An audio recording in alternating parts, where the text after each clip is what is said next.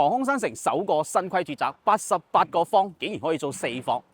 ，116個方竟然可以做3個套間。無論係剛需上車族，抑或是改善換房黨，都直接體外咗度。但係市場咧有人反饋，話佢好似飲湯冇落鹽，淡冇冇。佢呢種質疑聲，大部分咧都聚焦於點解要犧牲佢應有嘅舒適度，而硬砌個4房出嚟。咁問題嚟啦，佢呢種極限操作嘅高性價比，究竟值唔值得市場暗荷包呢？今日我哋嚟一期全維度無死角嘅拆解，華發金灣府呢個流量收割機嘅熱銷密碼，項目嘅不利因素咧，我會擺喺最後面。我哋先上基礎信息，再拆解。華發金灣府咧，位於金灣航空新城嘅最西面，佔地面積係10.7萬個方，建築面積係34.3萬個方，容積率係3.8，總戶數係1964戶。綠化率咧係35%，華發物業管理費係3蚊人仔。目前主要在售嘅係 A7 棟嘅高層同 A15、A16 嘅洋房，單價15800起。華發金灣府一直以嚟之所以咁熱銷，佢嘅優勢到底體現喺邊度呢？第一，高標準嘅城市建設，整體採用海綿城市嘅理念打造，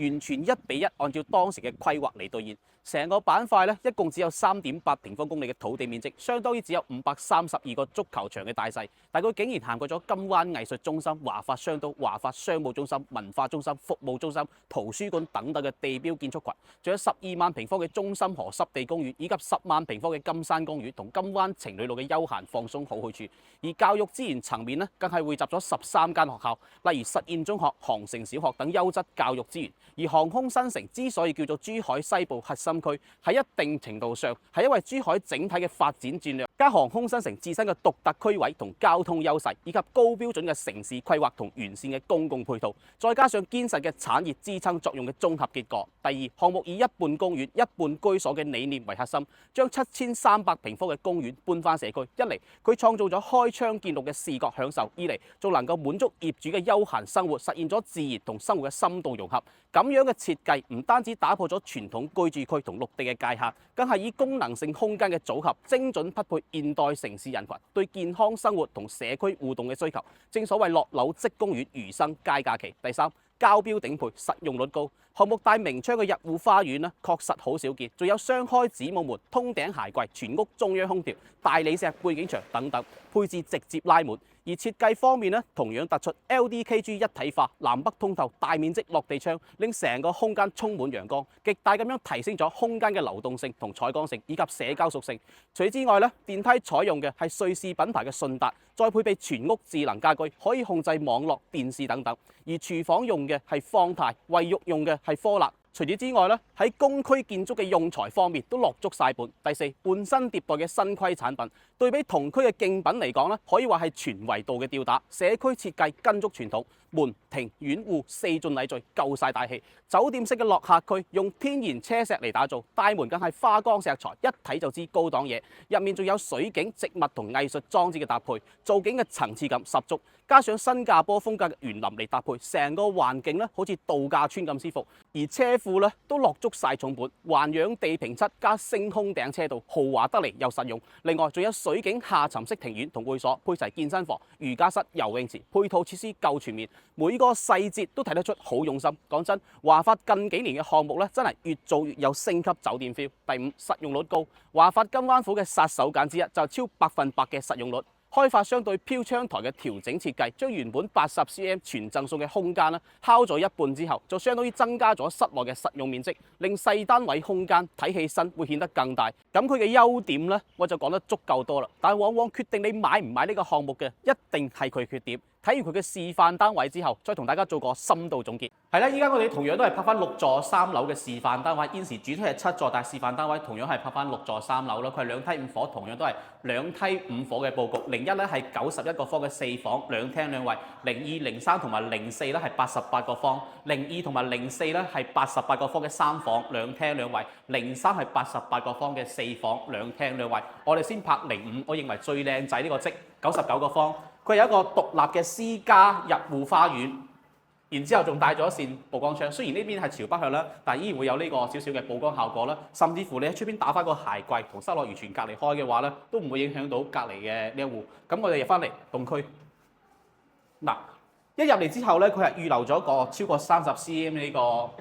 到頂嘅收納鞋櫃嘅。呢邊係朝南向呢個曝光窗。雖然佢會俾前面8804呢個戶型遮住咗少少採光啦，但係依然會有少少曝光效果嘅。然之後入嚟就會有一個朝南向嘅呢個乾濕分離嘅洗手間，即係會有人會介意入嚟就做咗個洗手間嘛。但係我哋經常提到啦，反而你一入門做咗個洗手間就可以進行到呢個消殺嘅動作，甚至乎如果你屋企有客人過嚟嘅情況之下咧，佢仲唔需要貫穿到裏面嘅正區打攪到屋企人啊嘛。咁呢邊朝北向呢間房，尺度就唔會好大㗎啦。咁米零啦，咁可能就只能夠作為一個琴棋書畫或者一個收納空間，一個衣帽間咁樣。然之後動區亦都係我最中意呢個動區空間，即係99個方啦，佢可以做到呢個5.8米呢個大橫廳。然之後咧，佢冇以呢犧牲呢個飯廳空間為前提，即係佢飯廳同埋客廳咧係完全分開咗嘅，而唔係融為一體嘅，即係飯廳係獨立分開嘅。嗱，呢度係2.9米呢個飯廳空間。如果你放翻一個西式型嘅6人位嘅餐台嘅情況之下咧，佢係完全冇可能影響到過度嘅動線咯。即係如果放翻個常規 size 95cm 呢個闊度呢個西式餐台，佢係唔會影響過度嘅動線嘅。然之後呢邊係朝北向，嗱，跟住廚房 L 字方太嘅3件套啦，跟住呢度仲有一個大雙門雪櫃位，然之後趟門咧係一個2段式，佢係一個上軌道嘅設計，所以下面地板磚咧就進行咗個通鋪啦。所以你後期你清潔起身嘅話，你掃地機係好絲滑咁樣清潔到嘅。然之後陽台都係5.8米呢個大面寬，即係佢飯廳唔係佢客廳同埋佢呢個陽台咧，同樣都係5.8米呢個大面寬。你甚至乎可以推埋佢出去進行一個風窗，就可以拉大成個動區空間你個空間感，係嘛？嗱，咁現時呢邊賣緊係7座啦，7座嘅話咧，如果你係前面嗰2個單位嘅話咧，佢就直呼園林呢邊咯。啊，跟住我哋睇翻3間房，佢南向呢間房係2.8米呢個開間，北向呢間房咧同樣都係2.8米呢個開間，而即係話佢呢2間房嘅尺寸係一樣嘅，而主人房會大啲。主人房係3.7米呢個大尺度，大一線270度呢個景觀大標窗，佢將窗外呢個視野影翻入嚟室內，甚至乎咧佢係將原本部件80cm 呢個飄窗台打咗一半，即係相當於依家呢個飄窗台咧係得翻40cm 啫，亦即係話原本呢度係一個飄窗台，佢將呢個飄窗打咗之後咧，佢增加成個室內呢個空間利用率啊嘛，然之後裏面仲有一個轉角位嘅衣帽間同埋洗手間，佢做得比較好就係因為佢主人房你放咗床之後咧，佢係冇直對呢個洗手間嘅，而係將呢個衣帽間進行咗個隔斷，轉翻嚟先係呢個洗手間。呢個洗手間嘅話咧，佢同你呢度係有一扇曝光窗嘅，一整面飄窗台，佢全部都係已經打晒呢個飄窗台。現時呢個單位嘅話，7座係16,400到18,400呢個價格區間。然之後我哋要拍埋佢呢個88個方嘅3房2廳2衛。88個方啦，04有一個弊端就係佢01同埋04啦，個入戶門形成咗門衝啦，即係直對住一開咗門會見到對面嘅呢個客廳啊嘛。跟住佢呢個連廊位反而會大好多，即係入戶花園啦。即係如果你喺呢個位置再打翻個鞋櫃出嚟，即係你唔覺得佢會影響美觀性嘅情況之下，再打翻個呢個鞋櫃出嚟，完全可以同室內隔離開。然之後入嚟仲有一個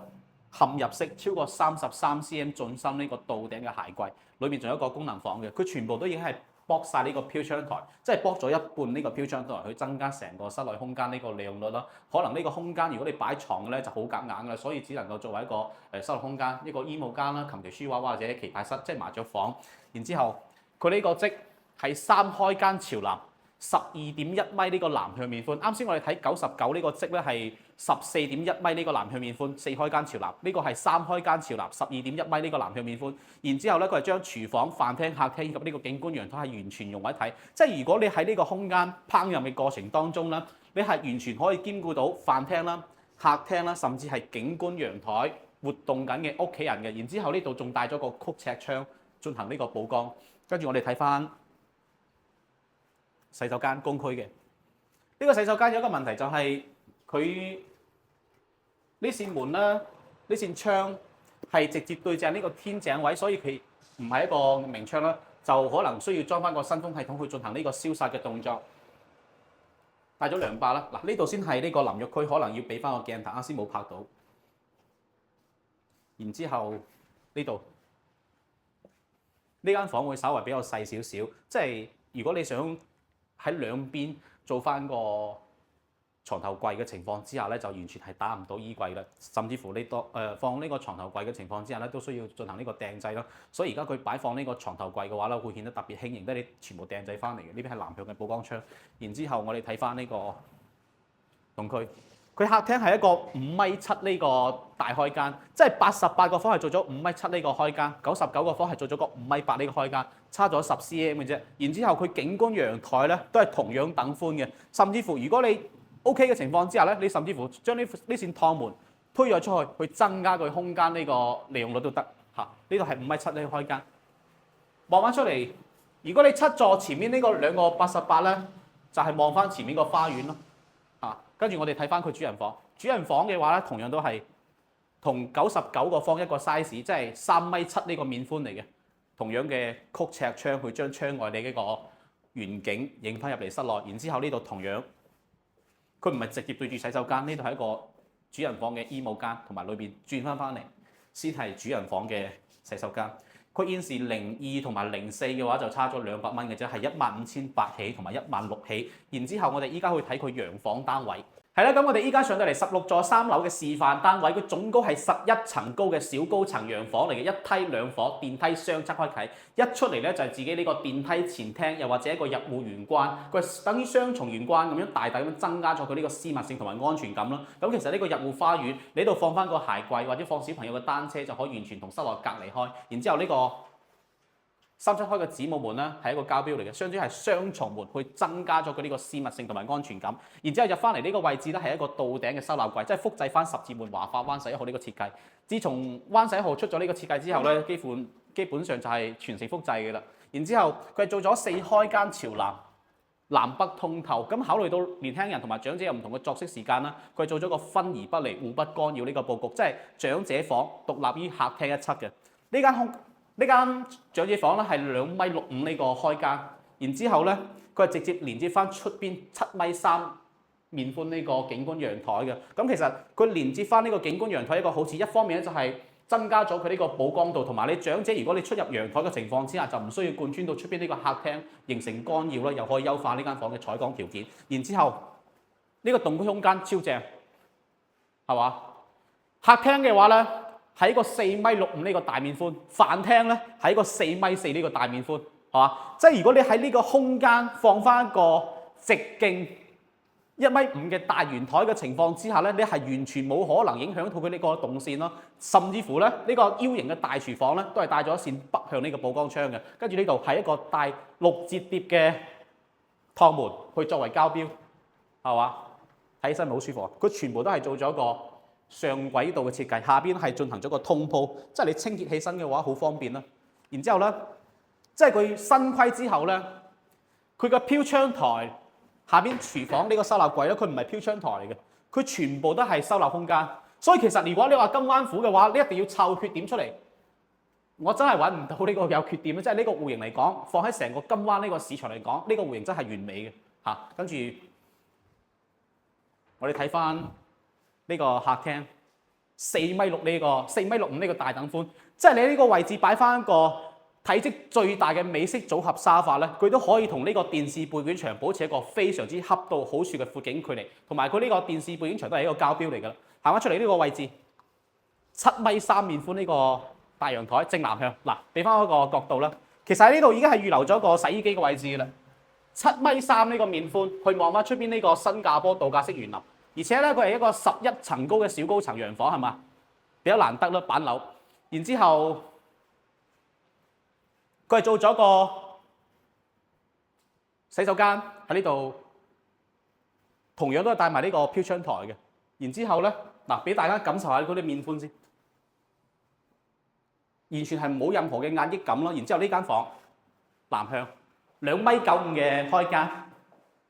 即係可能。個鏡頭可能要移步翻出嚟呢度少少，呢度就係冇鋪飄窗台嘅，係超過80 cm 嘅飄窗台，等於喺呢度鋪翻張床墊或者坐墊，就多咗個休閒區去呼應翻出邊呢個園林啦。然之後呢間房會稍為細翻少少，就就係功能屬性，係嘛？呢邊係朝北向嘅，然之後主人房3.45米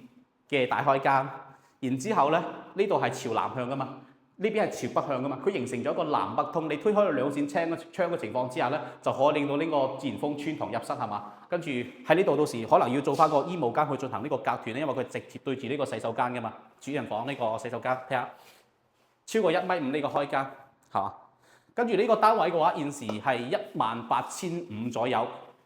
即係圍到落嚟係220-230咁上下啦。依家我落翻落下同大家做翻個總結先。咁入手金灣府之前，到底有啲咩需要注意嘅地方呢？第一，期樓在售嘅 A7 同 A15、A16 係27年嘅6月交付，而且分批開發，週期較長。對比航空新城嘅現樓產品嚟講咧，競爭力有輕微嘅下降。但係講真，如果係我唔急住入住嘅話咧，我一定會選擇金灣府，因為將來嘅二手市場一定係佢最襟打。第二，佈局同設計 A7 分為5戶，雖然電梯同樓梯居中，實現咗每戶嘅獨立入戶空間，其中公區最大嘅係05，大概有7個方。但係01同04係門對門嘅佈局，雖然離得唔係特別近，但係依然能夠直接睇到對面鄰居嘅大門。而03同04係兩個88嘅鏡像戶型，差異在於客廳有冇增設功能房。另外4房嘅戶型咧，佢嘅房間會稍為細咗啲，只有2間房可以放到床。而91同99咧係入戶直面主臥，私密性相對嚟講就冇咁高。另外次臥嘅房間都會比較細。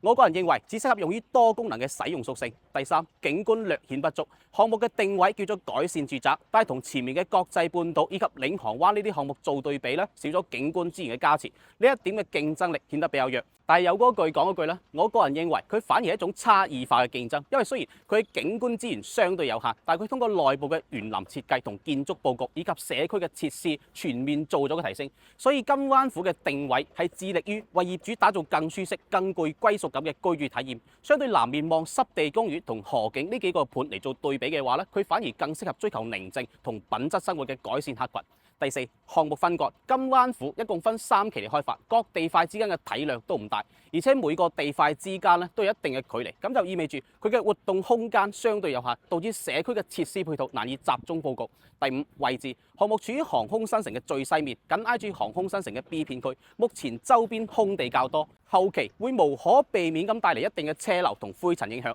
簡單總結嚟講，華發金灣府嘅核心優勢就在於高性價比同高實用率以及完善嘅配套設施。佢作為航空新城唯一嘅新規產品，有品質、有實力、有顏值，再加上高層嘅產品咧，唔到18000嘅樓價都攞得到，確實好吸引。但係同時咧，佢亦都客觀存在一定嘅短板，例如騎樓以及部分戶型空間嘅妥協，仲有位置偏西嘅短板。最後，大家如果有想喺珠海、中山置業嘅打算咧，咁不妨將你嘅預算同埋需求話俾我聽。例如你對品牌、物業、地段、交通、教育、商業、醫療、居住環境、社區規模、面積等等，有冇特殊嘅要求？你置業係側重於投資，抑或是自住度假養老？你嘅購房目的唔同，選擇嘅地段、樓盤類型同配套嘅側重點就完全唔同。因為目前珠海、中山嘅樓盤咧，加埋有成200幾個，二手有成10萬套，所以我嘅作用就係幫你進行決策過濾同風險篩查。我會根據你嘅實際情況，用本地市場嘅真實數據同揀樓邏輯，幫你篩選大部分唔啱你嘅樓盤，最後剩低幾個最值得考慮嘅選擇。我係輝，我哋下期